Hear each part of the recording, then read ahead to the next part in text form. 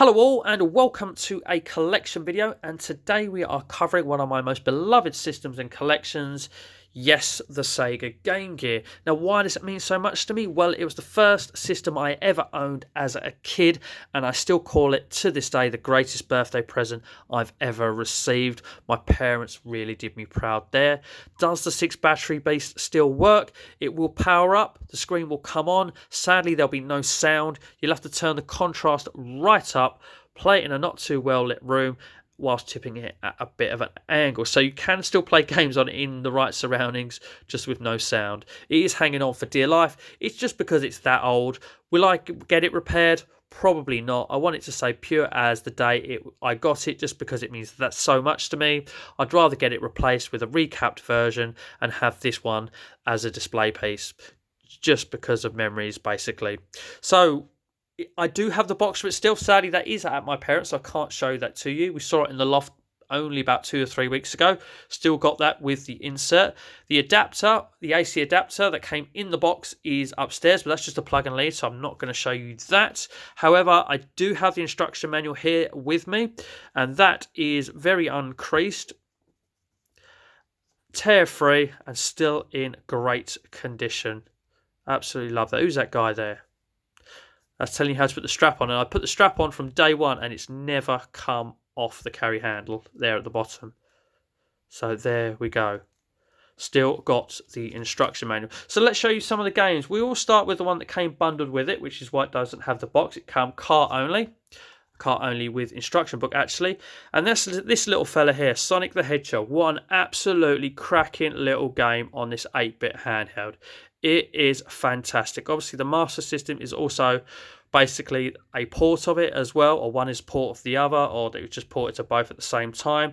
Don't know which was first, but it is absolutely fantastic. And I can remember there was no bonus levels on this, so what the emeralds were hidden within the levels. And I remember when I finally found that last emerald in the jungle zone, where you drop down onto the log and go back a little bit while spinning on the log in the water. There it was. When I found the last Chaos Emerald, got the true ending and all that, and completed it like that for the very first time, it was a good day. If you've got a Sega Game Gear, you've never played Sonic the Hedgehog, which I find hard to believe no one has that owns a Game Gear, then you're missing out, because this is a true Sega Game Gear classic. And as it become bundled with it, I do have the instruction manual for this as well. And again, it's in fantastic. I've kept it in fantastic condition, barely a crease. There is no tears. And yes, that is Sonic the Hedgehog. So I'm going to show you the ones that I've got car only first. Then I'm going to show you the ones I've still got in their little plastic housings. And then I've got 11 games fully boxed, because as a kid, when I got games, I had a fascination with keeping the box and manuals. I'm so glad I did, because nowadays, in boxes, Game Gear games are so hard to find. Generally, they just got thrown away or just got in such bad condition that they weren't worth keeping. But God bless me as a kid for wanting to keep all the boxes and manuals, because the 11 games I've got, I bought a couple myself, but the rest were for birthdays and for Christmases. But we'll get on to those in a minute. So let's switch over to the car-only ones. And this one recently came back into my life very recently as the last London gaming market. It's a car-only copy of the Lucky Dime Caper starring Donald Duck. Now, I played a lot of this back in the day, because where I used to live in South Woodford, I had aunt, uncles and cousins who lived in the exact same street as me. And my cousin had a Game Gear, and we used to swap games all the time. And I never owned this, but he did. And I swapped it out and kept it for quite some time. And I got so good at this that I could complete it without losing a life. It's a fantastic little platformer, and one that I highly recommend if you've got a Sega Game Gear or a way of playing Game Gear games. Okay, next up is another one that's re-entered my life recently. Again, I remember swapping this, I don't think with my cousin, with someone at school for a very short period of time back in the day. This re-entered my life when I picked it up at the London Game Market recently as well. It's a very colourful side-scrolling shooter. It's as colourful as the label suggests. It's a lot of fun, and another game that I can recommend for the Game Gear. Okay, the cousin swap story is coming back for this one, and it's Putt and Putter. Again, has re-entered my life recently thanks to the London Gaming Market. As I say, most of the games I got as a kid were all boxed. But this is basically a crazy golf game with the courses, as you'll see on the label there. So much fun. It really is. For what it is on the Game Gear, so much fun. Enjoyed this immensely, and so pleased to have a copy of this, and I might have a little bash at this one very soon in my not too well lit room while tipping my Game Gear at an angle. It is a great game, and another one that I can highly recommend that every Game Gear owner should get. Next one up is a game that I have not played on the Game Gear because it's another one that was picked up recently. James Pond 2 Robo Cod. Now I say I haven't played it on the Game Gear, I have played it on the Mega Drive. I love the James Pond games on the Mega Drive. I think they were highly underrated. They could have done so much more with this franchise, and I think they should have done more with this franchise, made more games. I really did enjoy it. So when I get a chance, I will be having a bash at this on my Game Gear as well, and I look forward to playing it. Next up I have is Super Space Invaders. Now I bought this at the London Gaming Market, but not the last one, the one back in March. I have had a go at this, and it's Space Invaders, exactly what you would expect. You know, every retro gamer knows Space Invaders like the back of their hand, and it's a great little game on the Game Gear. You have to sort of move up sort of a hexagonal course, and you can take different routes. So if you pick one and you find it hard, then try the next one to the left or to the right and try going up that course. And of course, each one is a classic Space Invaders level. Good little game on the Game Gear. It's Space Invaders, yeah. Okay, next up is one that was in the Cousin Swap days that I never owned, but I picked up recently from CEX, who sell this for as little as 50p. So I've now got my own version of Columns in my life. Everyone knows Columns. Such an addictive puzzle game and a Game Gear must. So yes, I have played this for many hours, even though I didn't own it back in the day. I've got it again, and I can play it again as much as I want. A fantastic little puzzle game. Obviously, a recommendation. It's on the Mega Drive as well in media compilation. Fantastic game, Columns. Love it. On to one that I picked up recently, which I haven't got round to playing yet. The Terminator, so I can't tell you an awful lot about this one. Remember, I picked it up at CEX for £2.50 recently. Yeah, it looks fun. It looks like a platformer from what visuals I've seen of it, but I don't know a lot about this one yet, so I can't really give you too much info. The same does apply for the next one. I haven't played Land of Illusion, but I have played Castle of Illusion. We'll get onto that one in a minute. So I'm hoping Land of Illusion is very similar. If it's anything like Castle of Illusion, this is going to be an absolute cracking little game. Okay, so next up I have is the only game I ever bought back in the day that wasn't in a box. I bought it off a market stall, or I bought it at a boot sale, but it was one of those sellers that sold games and was kind of not, was a trader, that's it, at a boot sale. Because I loved Super Offroad. I remember the 3-player cabinet in the arcade, the 3 steering wheel cabinet in the arcade.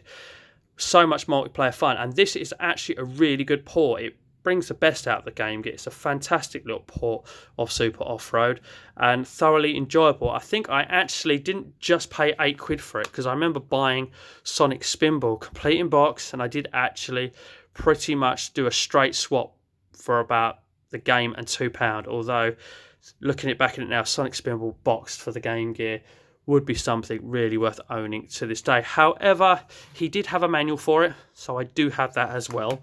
So one day maybe I'll get this box. I must say that one day I do hope to own a complete Game Gear collection, but my main goal is to get one of every game and then kind of perhaps upgrade as we go along.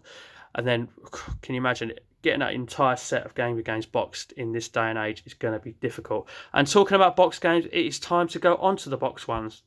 And we're going to go on to the first one, which came in the same birthday. When I got the Game Gear for my birthday present, they bought me another game with it, and that game was Castle of Illusion. Now this is actually a tricky little platform. It's quite challenging, or maybe it was back then because I was a lot younger. Maybe I'll find it easier nowadays, who knows. But I struggled with this one for quite a while, but eventually I did complete it. So what I'm going to do with all the box games is I'm going to show you the backs of them, and if you want you can pause them, have a read, and look at the screenshots there as well. But I remember playing this a hell of a lot, and to say when I finally completed it, that was a good day as well.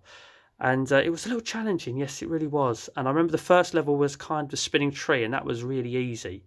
But beyond that it got a lot more difficult. But yes, Mickey Mouse in Castle of Illusion, absolutely cracking game, stunning game, fantastic.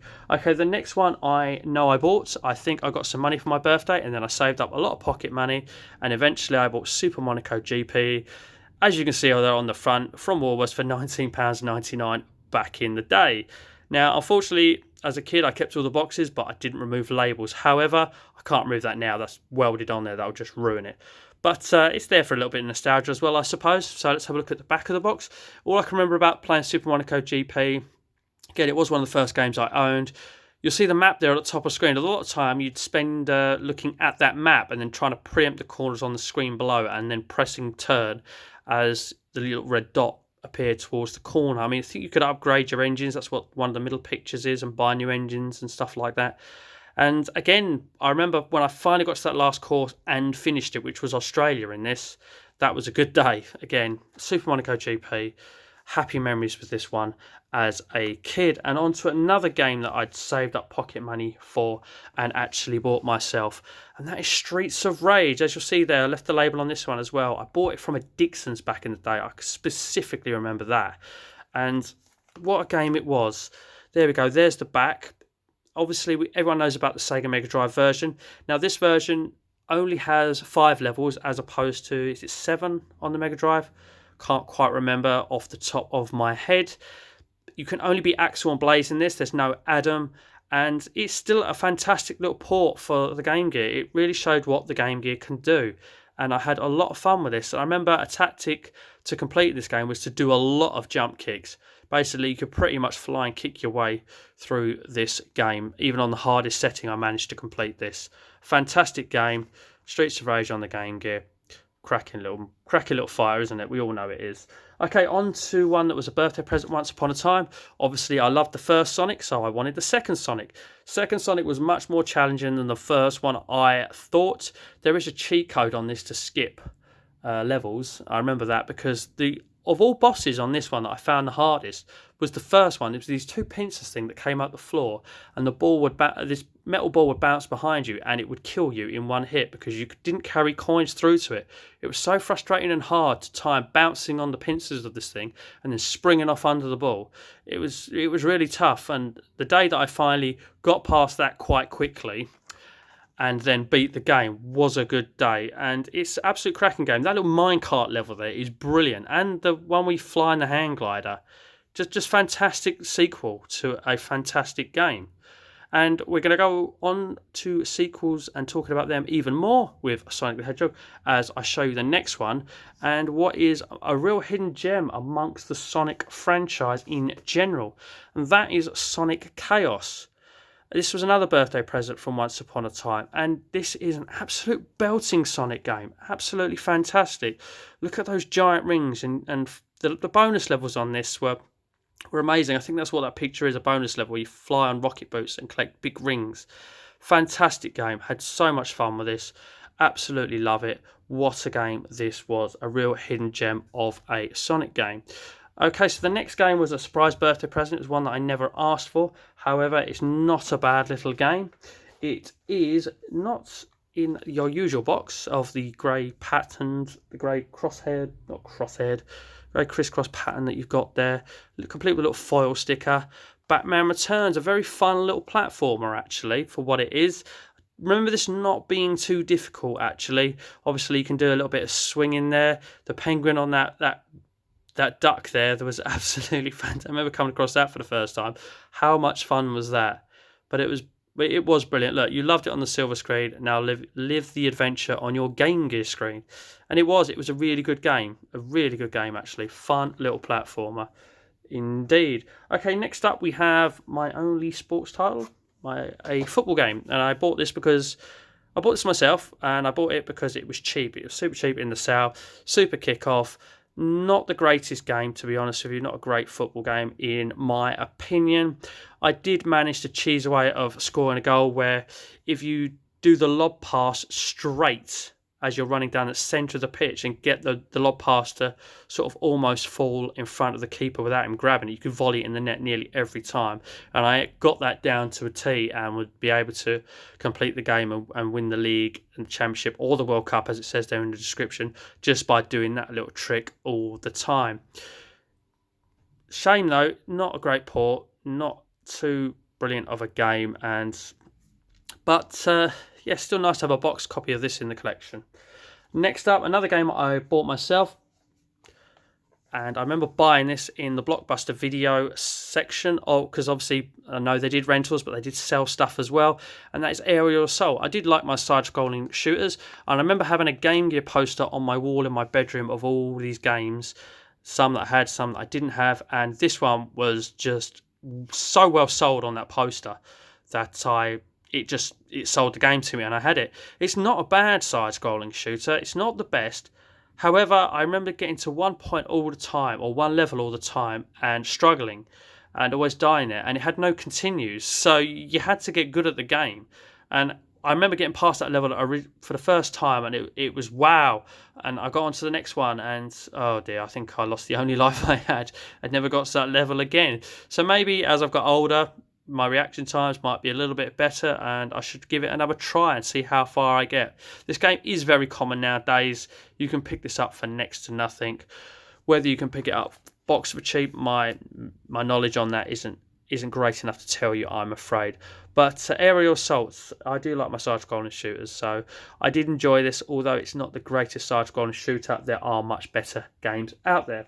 On to another birthday or Christmas present. Can't remember which way round it was, but a fantastic little platforming puzzle game where you play Mowgli. Yes, Disney's The Jungle Book. Cracking little game, cracking platformer. Zoom in so you can read some of it if you want. Again, I'm trying to do this so that you can pause and read and see the screenshots should you so wish. Can't remember too much about it. I remember it being a lot of fun, and I remember again being a game that I completed. So yes, Disney's The Jungle Book. I honestly don't know what more I can say on that, but that Shere Khan boss level is starting to come back to me a little bit. Actually, it is a little bit, yes. And a level where you're going a lot. Oh yes, going downstream on some turtles. Yes. Okay, so that's Jungle Book. Next up we have is another birthday / Christmas present from Once Upon a Time. As a kid, I loved James Bond, so my parents bought me a James Bond game. James Bond The Joule. Now, it's another game I did complete, and I can't remember a lot about. Again, it's another platformer. You always had your gun on you. And, yes, shooting enemies. You can see that in the top picture there. James Bond is back. It was not a bad game, but it's not going to be one of the games that really stand out for the system. But not an awful game, so if you can pick it up for cheap, then I would suggest grabbing it. And then lastly, a game that everybody will know from many a system, and I remember this being bought for me for Christmas from my parents again, and the reason being was I had all these games and I'd completed them all, and I said to Mum and Dad that I wanted something a little bit challenging, something that I could sink a lot of time into, because I'd completed all the games, so I wanted one that could do longevity, and they came back with Desert Strike. And the reason why they came back with it is it said something about it having multiple levels, so they thought it'd take a long time. 27 in-depth missions, there you go, they read that off the back, so they bought it for me. And I remember the day that I completed it. I was on holiday. I remember on a caravanning holiday, and we was waiting for dinner to be cooked, and I was playing it and playing it and playing it for a good hour or so, and then I came running out and said, Mum and Dad, I completed it. And they were like, oh. But I had a lot of fun with it. I was going to say, everyone knows Desert Strike, which obviously had Jungle Strike and Urban Strike on the Mega Drive. I don't know if they were on the Game Gear, actually. That knowledge does evade me, I'm afraid. But there we go, Desert Strike on the Game Gear, complete in box with manual, as all of my box games are. So, ladies and gentlemen, that is my Sega Game Gear collection with memories. I'm going to bring back some of my favourites. I think the port that they had of Streets of Rage is up there. I think, wow, this is an absolute must, isn't it? And of course, the original Sonic on this was absolutely fantastic as well. So I have to bring that back and have that as a top recommendation as well. And one that may not be in, sorry for the camera wobble, people. One that may not be in many a people's mind. Super Offroad, just because it's a great port. And you've got to have columns. Everybody loves a little bit of columns. So, ladies and gentlemen, that is my Sega Game Gear collection. I hope you've enjoyed the video. Please do feel free to like and comment. Please do feel free to consider subscribing to the channel if you're not subscribed already. If you are, why not hit that little notification bell? And that'll drop you a little notification every time I upload a brand new video. So, ladies and gentlemen, that just leaves me to thank you for watching. And as always, take care.